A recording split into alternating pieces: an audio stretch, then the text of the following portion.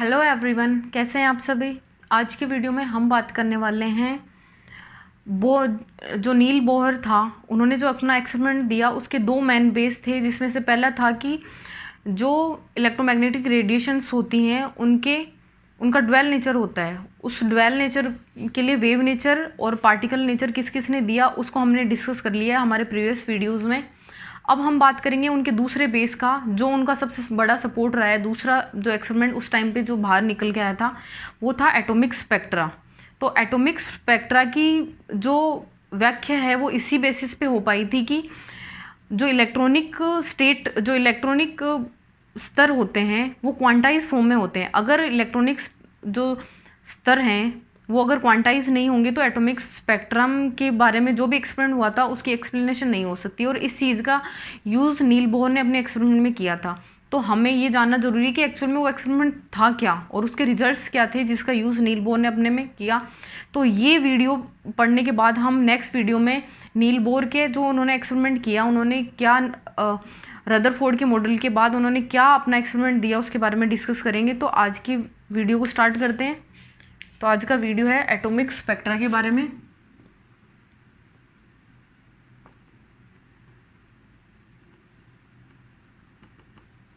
उसके evidence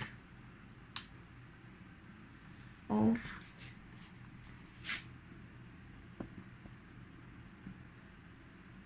quantized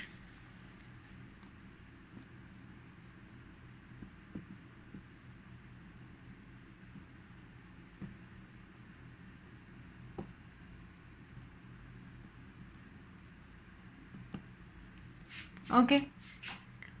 तो quantize का मतलब होता है कि एक पर्टिकुलर वैल्यू, मतलब जो एक डिस्क्रीट मैनर में होगी, जो लगातार नहीं होगी बट डिस्क्रीट मैनर में होगी। समझ आ रहा है।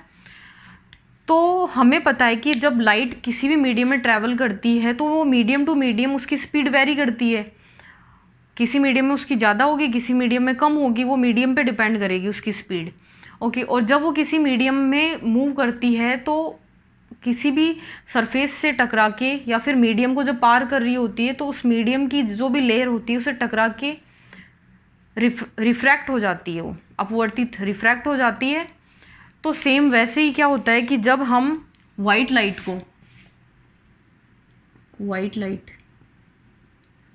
का मतलब होता है जिसमें सारी टाइप की फ्रीक्वेंसीज हों।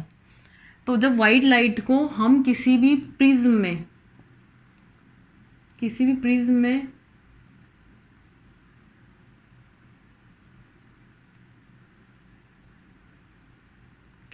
में से हम निकालेंगे, जैसे ये कोई वाइट लाइट है, इसको किसी प्रिज्म में से पार किया तो ये एक बार तो यहाँ रिफ्रैक्ट हुई और दूसरी बार यहाँ रिफ्रैक्ट हुई, मतलब दो बार रिफ्रैक्ट होगी तो वो एक स्पेक्ट्रा बनाएगी।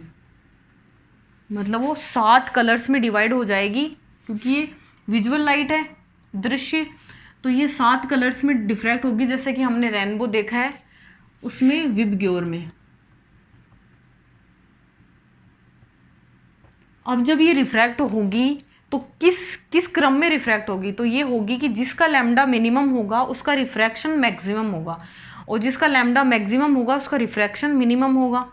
तो हमें पता है कि हमने ब्लैक बॉडी रेडिएशन में हमने देखा था कि जो रेड कलर था उसका लैम्डा क्या था, मैक्सिमम था।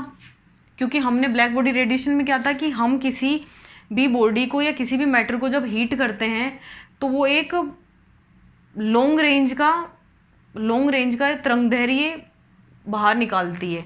और तो हमने देखा था कि जब किसी लोहे की रोड को हमने हीट किया था तो सबसे पहले वो हल्के लाल रंग में कन्वर्ट हुई थी। मतलब रेड कलर का क्या है, लैम्डा मैक्सिमम होता है। तो जब इसका लैम्डा मैक्सिमम है तो उसका रिफ्रैक्शन मिनिमम होगा। तो मान लिया कि हमें यहाँ पे विबग्योर लिखना है।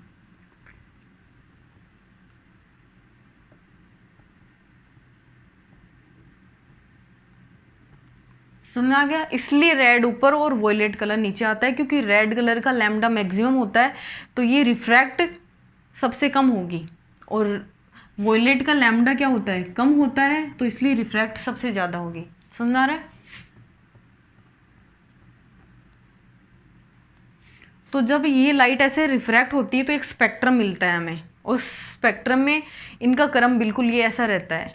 बट जो एटॉमिक स्पेक्ट्रम होता है उसमें ऐसा नहीं होता है। उसमें क्या ये जो स्पेक्ट्रा होता है इसको हम बोलते हैं कंटिन्यूस स्पेक्ट्रा। कंटिन्यूस क्योंकि उसमें सारे कलर, जैसे ये वॉयलेट कलर खत्म हुआ फिर यहाँ इंडिगो, मतलब इसमें कोई गैप नहीं है, ये कंटिन्यूस है। जैसे रेनबो आपने देखा है, उसमें ऐसा थोड़ा ना कोई बीच बीच में कोई लाइंस और बीच में ब्लैक ब्लैक के बीच में कलर आ रहे हैं, ऐसा बिल्कुल नहीं होता। वो एक स्मूथ होता है, एकदम स्मूथ स्पेक्ट्रा होता है, इसलिए उसको कंटिन्यूस स्पेक्ट्रा कहते हैं। बट जो एटॉमिक स्पेक्ट्रा होता है वो लाइन स्पेक्ट्रम होता है, वो कंटिन्यूस नहीं होता है। तो कंटिन्यूस और लाइट स्पेक्ट्रम में यही डिफरेंस है कि कंटिन्यूस स्पेक्ट्रम में कोई गैप्स नहीं होंगे, और लाइन स्पेक्ट्रम में क्या होगा, जब कोई स्पेक्ट्रम आएगा तो उसमें यहाँ कोई कलर है, फिर यहाँ पे बिल्कुल डार्क है, फिर यहाँ कोई चमकीली लाइन होगी, फिर यहाँ डार्क होगा, फिर यहाँ कोई चमकीली लाइन होगी, मतलब यहाँ बीच में बिल्कुल ब्लैक होगा, फिर कोई चमकीली लाइन होगी, फिर ब्लैक होगा, फिर चमकीली लाइन होगी। ऐसा जो ग्राफ आएगा उसको, ऐसा जो स्पेक्ट्रम आएगा उसको हम बोलेंगे लाइन स्पेक्ट्रम। अब हमने ऐसा क्यों बोला कि क्वांटाइज इलेक्ट्रॉनिक स्टेट होते हैं, क्योंकि उसमें लाइन स्पेक्ट्रम आता है। इसका मतलब उसमें हर फ्रीक्वेंसी इमिट या एब्जॉर्ब नहीं हो रही होती है, समझ आ रहा है। अगर हर फ्रीक्वेंसी इमिट और एब्जॉर्ब हो रही होती तो यहाँ भी कंटिन्यूस स्पेक्ट्रा आता, बट यहाँ पे लाइन स्पेक्ट्रा आता है। क्योंकि जब हम किसी भी एटम को, जैसे ये कोई भी एटम या कोई भी मैटर है, उसको जब हमने हीट किया तो इसके जो एटम है उस एटम में क्या होगा, जैसे ये न्यूक्लियस है और ये इलेक्ट्रॉन्स हैं। अब जैसे ही हम इसको हीट करेंगे मतलब इसमें इलेक्ट्रिक वोल्टेज स्पार्क की फॉर्म में देंगे, तो ये जो जैसे कोई मॉलिक्यूल है H2 है, वो किस में, हाइड्रोजन प्लस हाइड्रोजन एटम्स में डिवाइड हो जाएगा स्पार्क्स की फॉर्म में। जैसे ही हमने इसको हीट दिया तो ये इलेक्ट्रॉन एनर्जी को एब्जॉर्ब करेगा, और एब्जॉर्ब करके ये आउटर वाले ऑर्बिटल में चला जाएगा। बट जब वो उसके पास अब एनर्जी आ गई है, तो हायर एनर्जी में हर कोई अनस्टेबल होता है। जैसे मान लो किसी बच्चे के पास एक भी पैसा नहीं है तो चुपचाप घर पे बैठा रहेगा, पर जैसे ही उसकी पॉकेट में हमने कुछ पैसे डाले तो उछलने लगता है कि मैं चॉकलेट लाऊं, आइसक्रीम लाऊं, मतलब वो अनस्टेबल हो गया। जब तक उसके पास पैसे नहीं थे, मतलब एनर्जी नहीं थी, तो वो स्टेबली अपने घर पे बैठा था। जैसे ही उसकी पॉकेट में हमने पैसे डाले वो उछलने लग गया कि मैं मार्केट जाऊँ, आइसक्रीम लाऊँ, चॉकलेट्स लाऊँ, मतलब वो अनस्टेबल हो गया। सेम ऐसे ही जैसे इलेक्ट्रॉन के पास एनर्जी नहीं थी, वो अपनी स्टेबल फॉर्म में था, जैसे उसको एनर्जी मिली वो कूद के बाहर आ गया, उसको मार्केट गया, शॉपिंग करेगा, वो घूमेगा फिरेगा। बट बच्चा कितनी ही देर बाहर रह ले, अल्टीमेटली उसको वापस घर ही आना होता है, उसका मन करता है कि अब मेरे को घर जाना है, बहुत हो गया। सेम ऐसे ही इलेक्ट्रॉन जब हायर एनर्जी स्टेट में चला गया, बट वो वापस आना अपने ही एनर्जी स्टेट में वापस आना चाहता है जहाँ वो स्टेबल फील करता है। तो जैसे हमने हीट दी, वो एनर्जी ली उसने और वो वापस आया। जब वो वापस आ रहा है तो उसने कुछ एनर्जी इमिट की, उसने एनर्जी को बाहर निकाला, और जब उसने एनर्जी को बाहर निकाला उस टाइम पे हमने उन वेवलेंथ को, जिस वेवलेंथ को उसने बाहर निकाला उसको हमने नोट किया और एक स्पेक्ट्रम बनाया। तो उस स्पेक्ट्रम पे कुछ पर्टिकुलर चमकीली लाइन थी, वो कंटिन्यूस वे में नहीं था बल्कि उसमें कुछ चमकीली लाइनें थी। तो हमें समझ आया कि एक लाइन स्पेक्ट्रम आ रहा है, और जो ये पर्टिकुलर कुछ कुछ जगह पे आ रहा है, मतलब कुछ कुछ ही टाइप की एनर्जी है जो बाहर निकल रही है, मतलब हर टाइप की एनर्जी बाहर नहीं निकल रही है। इसका मतलब हम कह सकते हैं कि एनर्जी इसमें क्या है, क्वांटाइज फॉर्म में है, एक फिक्स वैल्यू वाली एनर्जी बाहर निकलती है, हर वैल्यू की एनर्जी बाहर नहीं निकल रही है, इसलिए इसको क्वांटाइज बोला गया है। समझ में आ रहा है। तो जब ये इस एनर्जी लेवल से इस एनर्जी लेवल में आया तो एक आई, फिर यहाँ दूसरी लाइन आई, मतलब जो एनर्जी स्टेट होते हैं एटम में वो एक क्वांटाइज फॉर्म में है। हर कहीं पे एनर्जी स्टेट नहीं है कि यहाँ से यहाँ से आ गया, हर कोई वैल्यू हो उसकी। जैसे विबग्योर जो हम वाइट लाइट को कर रहे थे तो एक कंटिन्यूस स्पेक्ट्रा आ रहा था, वैसा बिल्कुल नहीं आएगा। इसलिए ये चीज़ ने प्रूव कर दिया कि जो इलेक्ट्रॉनिक एनर्जी स्टेट्स होते हैं वो क्वांटाइज होते हैं। समझ में आ रहा है। अब जो ये स्पेक्ट्रा, लाइन स्पेक्ट्रा था, ये दो टाइप के स्पेक्ट्रा मिले। पहला था अवशोषण स्पेक्ट्रा और दूसरा था उत्सर्जन।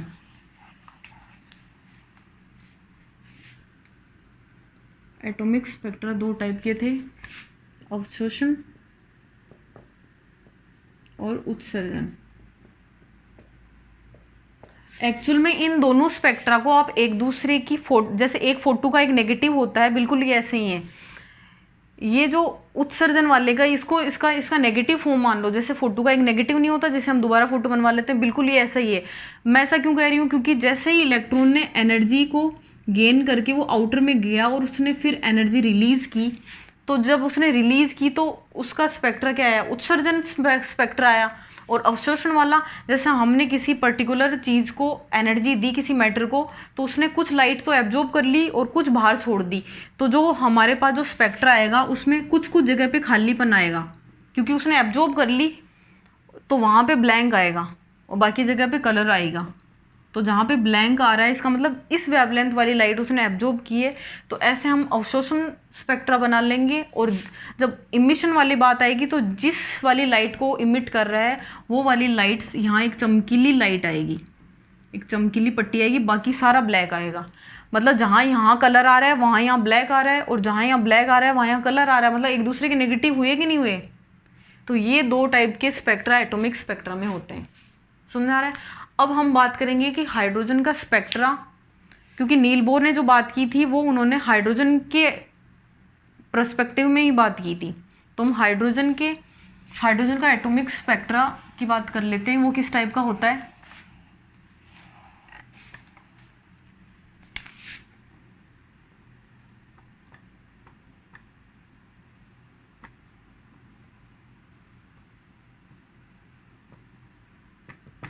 एटॉमिक स्पेक्ट्रा हमें पता है कि क्या होता है, लाइन स्पेक्ट्रम होता है, जैसे कि हमने पीछे डिस्कस किया था। तो सबसे पहले हाइड्रोजन गैस को हीट किया, या फिर बोल सकते हो इलेक्ट्रिक वोल्टेज स्पार्क फॉर्म में जब इसको दिया, तो hydrogen gas hydrogen plus hydrogen ऐसे एटम फॉर्म में कन्वर्ट हो गई। जब ये एटम फॉर्म में कन्वर्ट हो गई तो फिर इसको जब ये और एनर्जी मिली तो ये हाइड्रोजन जो एटम थे एक्साइटेड होके हायर लेवल एनर्जी स्टेट पे इसके इलेक्ट्रॉन्स गए, और जब फिर वो वापस अपने लोअर एनर्जी लेवल स्टेट पे खुद को स्टेबल फील करवाने के लिए जब वापस आए, तो जो स्पेक्ट्रम मिला वो स्पेक्ट्रम इस टाइप का था। इसमें अलग अलग टाइप की लाइंस थी। इन लाइंस की स्टडी अलग अलग साइंटिस्ट ने की। उन्हीं साइंटिस्ट के नाम पे इन लाइंस, जो ये स्पेक्ट्रम में जो लाइंस आई उनके नाम पड़ गए। जैसे ये था लाइमन सीरीज, ये बामर, ये पाश्चन, ये ब्रैकेट, ये फुंड, ये इस टाइप की लाइंस और इन सब का एनर्जी लेवल अलग अलग है। बट उन्होंने इसमें एनर्जी की बात नहीं करके इसमें उन्होंने तरंग संख्या न्यू बार की बात की। हमें पता है कि न्यू बार क्या होता है, 1/λ होता है। तो उन्होंने एक पर्टिकुलर फॉर्मूला दिया कि हर लाइन की आप तरंग संख्या कैसे निकाल सकते हो। वो था 109,677 1/n1 का स्क्वायर माइनस 1/n2 का स्क्वायर। इस फॉर्मूले से आप किसी भी लाइन की तरंग संख्या निकाल सकते हो। तरंग संख्या मिल गई मतलब हमें उसका लैम्डा मिल गया, उससे हम एनर्जी भी निकाल सकते हैं आगे। तो यहाँ n1 का मतलब ये लाइन, और ये n1 है, ये n2 है, ये n3 n4 n5 ऐसे तरंग संख्या है। और इसमें कितनी लाइनें होंगी ये सब इस फॉर्मूले से पता कर सकते हैं। ओके, बाकी हम अब नील बोर का एक्सपेरिमेंट स्टार्ट करेंगे, जो कि हम नेक्स्ट वीडियो में करेंगे। Thank you so much.